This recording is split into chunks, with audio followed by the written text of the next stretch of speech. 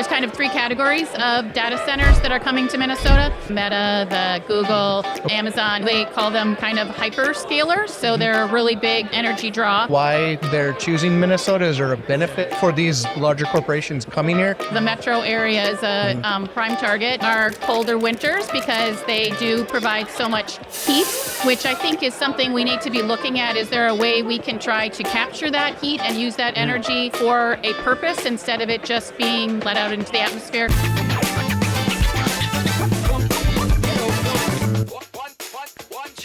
All right, hello and welcome to another special edition of the Sounds of Solar podcast. I'm your host, Christoph Brun. Joining with me, Prahalad Shivshankaran, Russell Hamilton.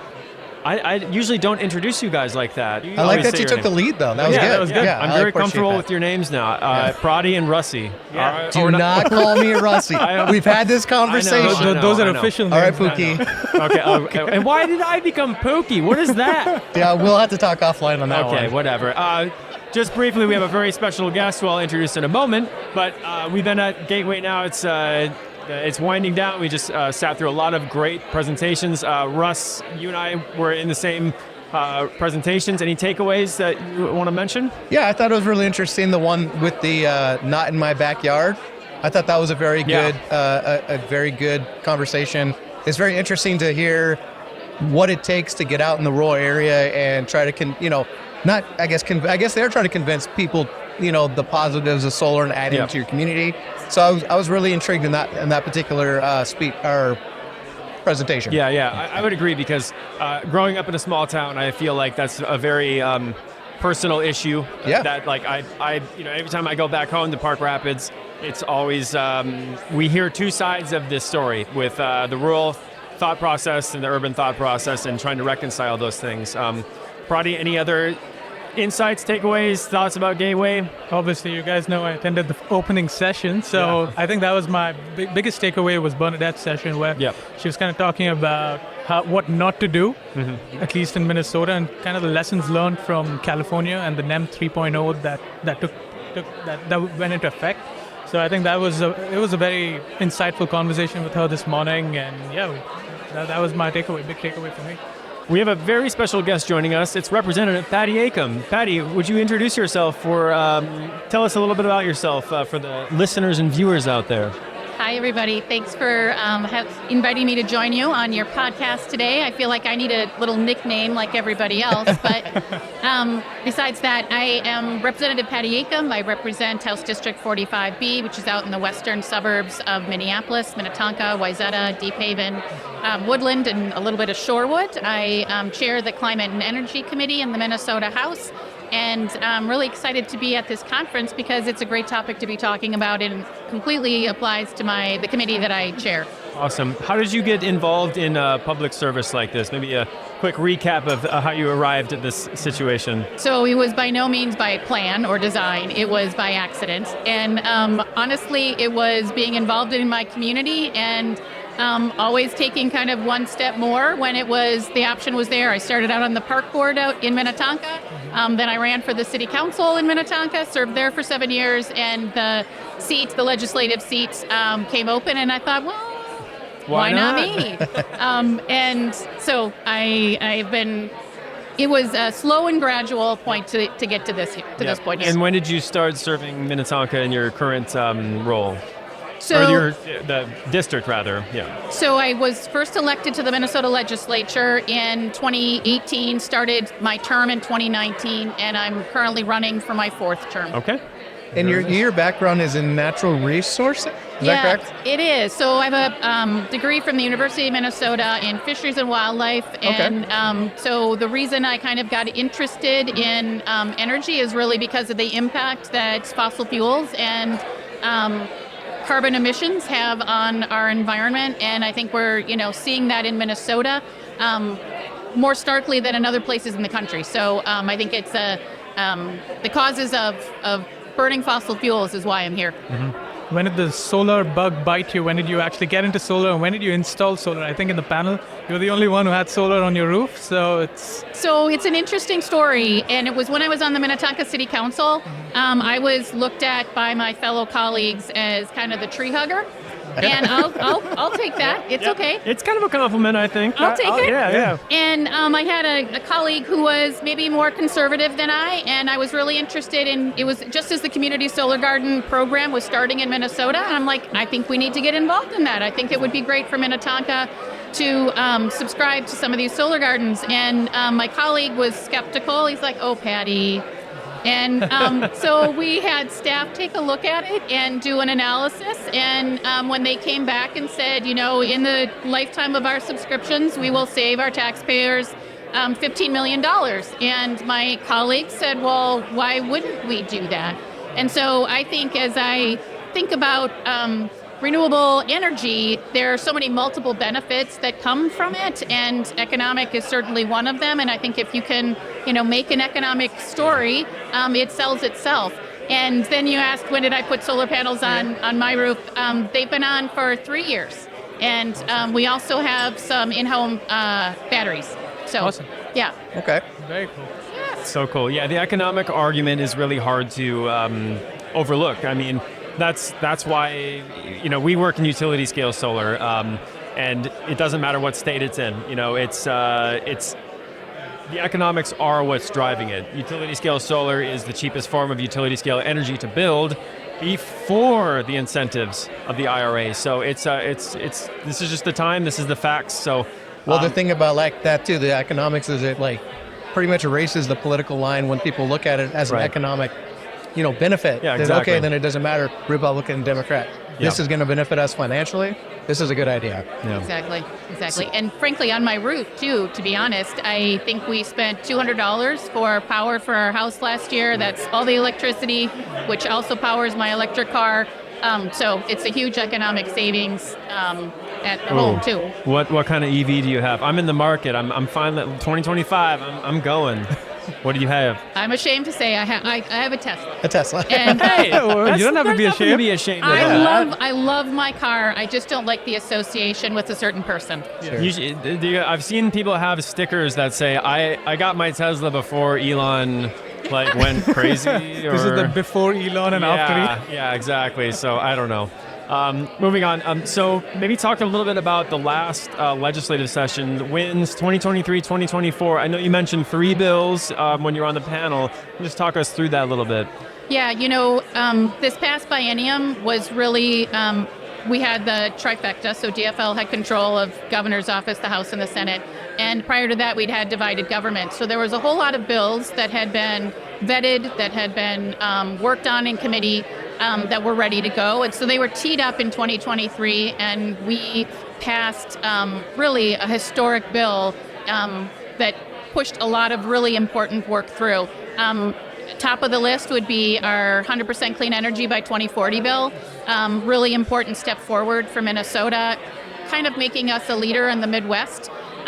We also worked hard, given some of the federal incentives with the Inflation Reduction Act and the bipartisan infrastructure law.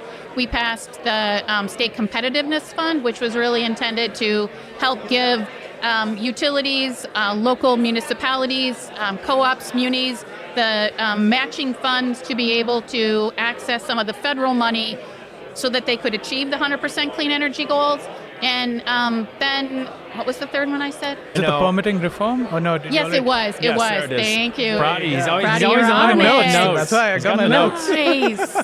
I need your notes. And so permitting form, clearly we need to get to 100% clean energy, and transmission is a barrier to that. And so getting permitting reform to shorten up that time horizon is a huge benefit for all of us. Right. So I know you mentioned in your speech, and it was one of my notes as well, to ask about, is the challenges that we're having to reach that 100% and the effect of having data centers coming into the state. Yeah. My first question with that is, who's bringing the data centers into Minnesota? And then what is the motivation for bringing them into Minnesota? Do you know? Well, I mean, so there's a few different, I think, I will say I'm not an expert, but I'm looking to become one. And in talking to some that are more educated on this than I, there's kind of 3 categories of data centers that are coming to Minnesota. One are the larger ones, like the Meta, the Google, Okay. Amazon, and they are large users, and so they call them kind of hyperscalers. So they're a really big energy draw. There are some more that are maybe more developers that are looking to then sell. So they want to come in and build, but don't necessarily have a tenant or a client. And then there's some smaller ones that would likely be in greater Minnesota. And I think that in looking at those three groups, there are some that are probably more attractive. And I would say with the hyperscalers, many of those larger corporations have clean energy goals already. And so working with them, I think, will be helpful to ensure that we don't get off track for our clean energy goals. And so that is my concern, because they can draw as much as cities, existing cities. And so I think we just need to be thoughtful and make sure we've got some guardrails to make sure we have the AI here, which we all need, and are not getting run over by their needs for large amounts of energy. Do you know why they're choosing Minnesota? Is there a benefit for these larger corporations coming here? I know, like, I've seen places like Nevada or even California, places like that, where I've seen data centers pop up. I'm just curious, what's their benefit for coming to the state of Minnesota?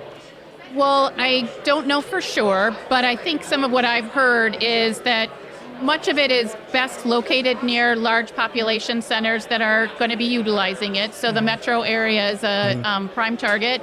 Our colder winters, because they do provide so much heat, which I think is something we need to be looking at. Is there a way we can try to capture that heat and use that energy for a purpose instead of it just being let out into the atmosphere? So I think those are a couple of the reasons that I've been told. I like that dual use of energy. Thermal essentially. energy, yeah. I think that's a great idea. Yeah. Another question I had was permitting reform. Is there something policy-wise or technology-wise that's helping, interconnect the permit better? Is there something I've heard about solar app? Is there something like that you can talk about? And so I think, so another bill that we passed last year was around this software that cities can use to allow for solar permitting automatically in a very easy way, instead of city staff having to take time. And I spoke with somebody earlier today who works in this area, and they said that they are utilizing, it's in another state, but that they were utilizing this app, and it's saving like 500 hours of staff time each year, which is huge savings. And so that's a real benefit. That's a win-win for the city as well as for the solar industry, to make it as easy as possible to get panels on roofs. Yeah. Awesome. I did want to touch on one thing that you kind of brought up there as well, so you talked about myths and busting myths, and we heard some of that this morning. I don't know if you're familiar with our podcast, but one of our first episodes touched on busting myths about solar and renewable. And I was just curious, like, what's the biggest myth that you've come across, like, in your field, like in your experience, that's like, this is what people are most afraid of, and this is the thing that kind of triggers a lot of people? Well, I think that there's local legends that will say that the runoff from solar panels is polluting our soil. And I think that the notion that our solar panels are not going to be recycled and that they're just going to go and fill our landfills, I would find that problematic. And so I'm glad that we have an industry that is emerging here in Minnesota. But I think that the fact that we are building panels here in the United States, that we are recycling them, and that they are not polluting our soil. So, I think one of the colleagues on the panel, Senator Coleman, I was really glad to see that she also feels that education piece is really important, and communicating with people. And I think oftentimes when you just hear about something, you don't necessarily know all the information, but when you start to become more familiar with it, if you start to see panels on maybe the school in your community or on your neighbor's home or on their barn, I think that makes it more, they're doing it, and maybe I should try too. Exactly. That's super interesting. I haven't heard that myth of the runoff polluting the soil before. Has anybody else heard that before? I've heard of it, but You have? yes. Oh, okay. That's the first time I heard It's that a thing. It's It's a a thing. thing, Russ. But it's really not a thing. No, Yeah, it's not a thing, but Yeah. yeah. Okay. On Go ahead, Chris. Sorry. Yeah, on the same topic, like I think what we've heard today is it's most of solar is policy driven, but technology enabled kind of. So on this topic about the myths or even pollution that renewables can do, like let's say it's mining or something else, is there some policy that you guys are thinking through to make sure that the supply chain, starting from your sourcing, is also renewable and thinking about it that way? Is that how you're approaching it? Is that in your thoughts, like how you? Well, so you're hitting on a pretty controversial issue in Minnesota around mining. Okay. And I think that, there are some concerns that maybe some environmentalists might have about making sure that we are mining properly and protecting our environment and doing that. And the resources that we have in Minnesota are up near the boundary waters and near Lake Superior. And so there are some risks. I appreciate that Minnesota has a strong environmental review and a process to ensure that industries are able to protect our environment. So I'm confident that they'll do that in that case. But I do think that's an important consideration that we think about, because I think there are absolutely examples of mining of minerals across the globe where they are not done with good human rights perspective. So it's something we need to be looking at more closely. Yeah, absolutely. As we get to this new kind of dawn of new energy, new systems, new ways of doing things, I mean, hopefully we've learned a lot of lessons in the past. I mean, our industry is so young, but we need a whole new set of supply chains of mineral. I mean, think about lithium-ion batteries. I mean, that's just we are going to be cranking through lithium for quite some time still, and hopefully new technologies emerge. But we have to do it in a way that's not irresponsible. So. And talking about energy storage as well, I know you have a battery at your place. So is there any policy driving more storage? I know we were talking to Bernadette about how California is now incentivizing more storage, which is causing solar to come down. But just wondering, what's Minnesota doing? What are you thinking about?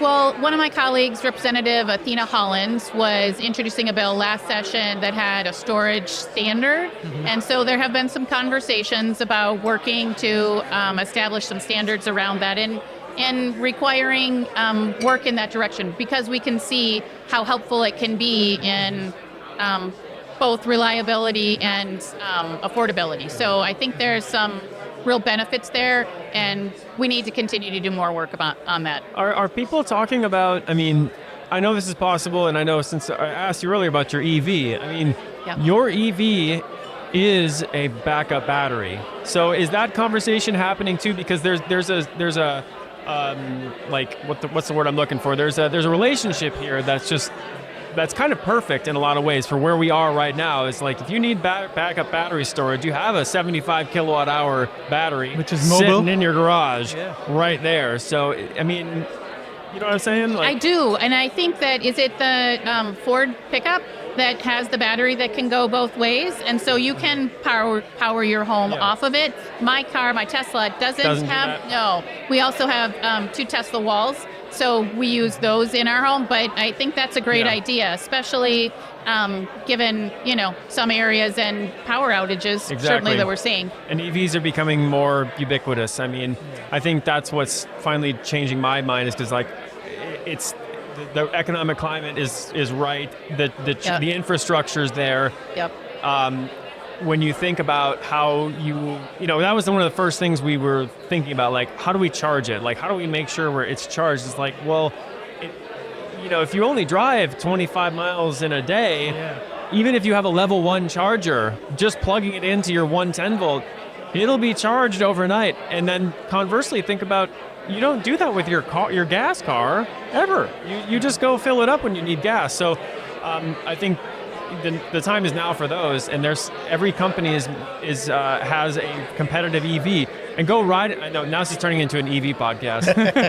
Go ride. Obviously you and your Tesla, you put the pedal to the floor, and it's like, yo, that outperforms pretty much all gas cars. So you get that torque 100% right away.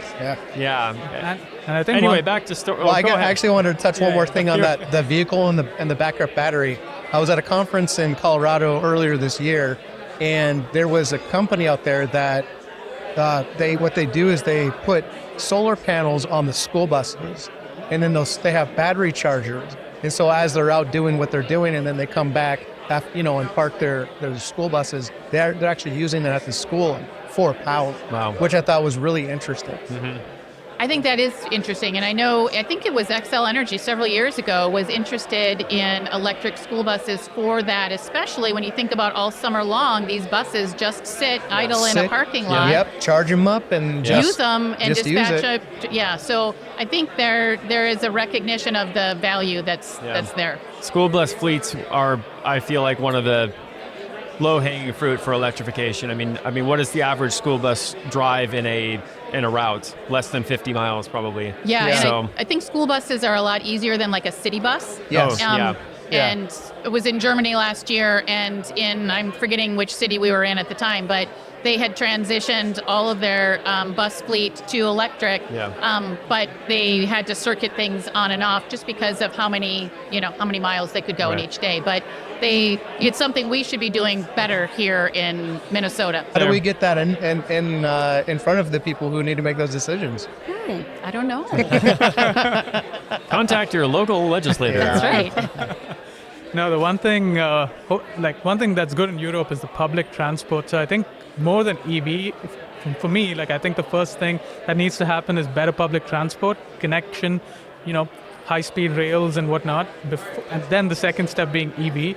Is there any thought behind that, focusing more on the public transport piece for decarbonization? Because that can take a lot of people, they don't have to drive the gasoline vehicle. You're absolutely right. And I think as Senator Dibble mentioned in our panel earlier, that transportation is the leading cause of greenhouse gas emissions in Minnesota. And so it is something we need to be doing better about. I will say in the metro area, we are working to build out our multimodal transit system. We have some fixed rail. We are doing a lot more with bus rapid transit lately, which is less expensive and more flexible. The latest light rail, I don't know if you guys are from the Metro, so you're familiar with the Southwest Light Rail. It's right by our office. Waiting for it to go. Right by our office. You may wait a while yet. Yeah. And so I think given the controversy around that, it's going to be a challenge for the Blue Line extension, which is the next one they're looking at. So I think we need to be focusing more on bus rapid transit and circular bus systems. But, the young generation today, so I have two kids in their early 20s, and they don't want to own cars. Yeah. They would much rather be able and to rely on transit, and so I do think that's the future. It's difficult for us. You made the comparison to Europe. The problem is that Europe existed a long time before the United States, and the United States was built on the car, basically. Right. So, we have urban sprawl. Urban sprawl doesn't exist in Europe because cities are consolidated, and when you exit the city proper, it's immediately rural, it's immediately farmland, and then you have another city center. So rail has made a lot of sense there. We're kind of working backwards, unfortunately. So we're once again blazing a new territory, but hopefully there's some path forward. And it's retrofitting in. To your point, the suburbs especially were built for the car. Yeah. And even to get no sidewalks even. Exactly, sidewalks. That's exactly what I was going to say. It's really hard and it's really expensive and takes a lot of time. So slow and steady. Yep. So I was going to ask a question, just a follow-up question with that is, so I thought it was very interesting, the conversation earlier on the stage about what we do in the metro area is not going to, we can't consider that for the rural area. So I was curious, what is there out there? What are the ideas in the rural area to help with this effort? Is there any plans, any ideas? Well, I think that right now, I will say we're looking at it as providing some carrots to incentivize electrification mostly. There are transit systems, maybe in some of the larger rural Minnesota cities like Duluth, Rochester. But I think to your point, you need density in order to make the economics of bus or anything else, transit, work out. So it may take a little longer, and so the big idea is to incentivize them going electric with their vehicles, putting panels on their homes, and kind of using that out in rural Minnesota. I think so, and having EV chargers, public EV chargers available too. Yeah. So I do a long drive to every other weekend. I don't really get into why. And I go But now I want to know. to Little Falls. Sorry. I'm divorced, and we got to meet halfway, and it's up in Little Falls. And I've been doing this for 7 years now, and they just installed superchargers at the gas station that we meet at, I think last year, and I was shocked because it's Little Falls, and I didn't think that they would welcome EVs like that, and I was like, wow, there's a supercharger there. So. Yeah, it's changing a lot. On the EV, this is the EV podcast apparently, but we were looking at that too, because going to Park Rapids from our hometown, from St. Paul, where we live now, there's a DC fast charger in Motley, Minnesota, which is kind of like, it's not halfway, it's a little more than halfway, but it's there. This infrastructure is there. You have to plan a little bit, but that's like right now. Where are we going to be a year, 2, 3 years beyond that? So. And that's the one thing I think California has done well, is it's set the trend. I remember, I'm from California originally, and I remember, in the late 90s, early 2000s, and they were talking about how are EVs even going to be, where are you going to charge them at? And now California has EV chargers everywhere. And then when we talk about hydrogen, they also have hydrogen stations in California now, where I think somebody had mentioned, maybe on the panel, like, is a hydrogen going to be a thing? I'm like, in California it is a thing, maybe in a smaller area, but they tend to set good trends, but then somehow they're early adopters, so they have to learn the hard way, right? And then hopefully we learn from their lessons, like Bernadette was telling us. Talking about rural Minnesota, one of the points brought up by Senator John Jasinski. Okay. Whew. Yeah, I got you. Yeah, you got me. So one of the things he brought up was the use of agricultural land, making sure that, we're not taking away land that's useful. I think one of the items that I've come across is agrivoltaics, which could help incentivize farmers to keep doing what they're doing and use that land for solar. So is there any one policy work behind pushing agrivoltaics as a standard? What's your thoughts on that? Well, I think that what we want to do is introduce that to Minnesota. And in Minnesota, we have a large agriculture tradition. We also have a lot of new immigrant communities to our state, and it's really hard to get into farming and to be able to buy farming land. And so to be able to partner farming with solar fields or solar gardens is a great way to give access to agricultural land for emerging farmers in Minnesota and to grow food. And I was at an event a couple weeks ago, maybe a month ago, that U.S. Solar put on, and it was showing us a demonstration place that they have. I'm forgetting what community we were in, but went and looked, and they were growing vegetables between the rows, and they had irrigation set up, and it was catching rainwater, and so it was a really interesting example. And they have another farmer who has sheep, and they graze sheep to keep the growth down on others. So I think there's a variety of ways we can look at agrivoltaics, but I think it's time that we introduce it more broadly in Minnesota. And so I think maybe even just defining it in law as a thing. And so that's where we're looking at it. Yeah, because one of the common complaints that we hear about with solar in general, ground mount solar, is obviously loss of productive land. And agrivoltaics presents a opportunity for even more productive land, right? There's been a lot of academic research on agrivoltaics, despite its relatively young history as a concept. The publications are out there, so it's not a fad. It's not a flash in the pan. It's something that is going to work and work long term for us. So Patty, one thing we like to ask all of our guests and folks that that join us on the Sounds of Solar podcast is, if you had to give some advice to someone just coming into, whether it's renewable energy or solar specifically, new energy forms, whether they're a new college graduate or anyone really coming into this field, what would that advice be? Just do it. I mean, I think there's such... I like that. Yep.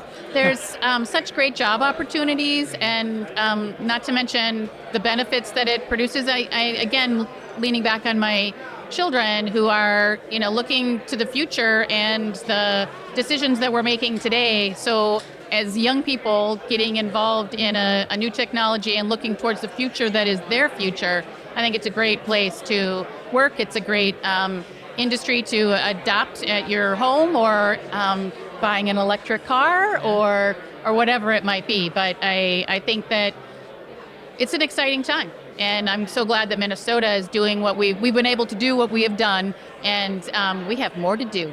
That's right. Well, Russell has some very special swag items.